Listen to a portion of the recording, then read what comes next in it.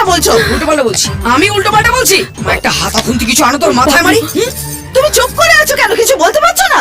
তো বাবলু বাবা কি পাকা হয়ে গেছে? এই বাটা বাবা, বাবা বাবার মতো থাকবে, একটা কথা বলবে না। দাঁড়াও, আজ সব কটাকে এখান থেকে আমি টেনে বার করবো। ফোনটা দাও। ছেলেটা কি? ওকে, তোমার ছেলে। ওই দেখো, 2 নম্বরটা আবার কথা বলছে। আজ শেষ করে দেবো সব। দাঁড়াও। কবে করলে এসব? চুপ করে আছো কেন? জবাব দাও। তোমার সব দোষ নেই। মধু বিধবা, হালকা ঢলানি আছে।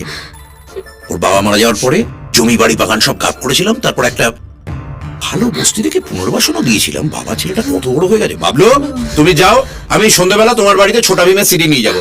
যাও মাধু, ওকে নিয়ে যাও। ছোটা ভীম? ওই ছোটা ভীম না এখন বড় হয়ে গেছে, কোথাও যাবো না আমি এইখানেই থাকবো। বাবলু চল বাবা চল। নিয়ে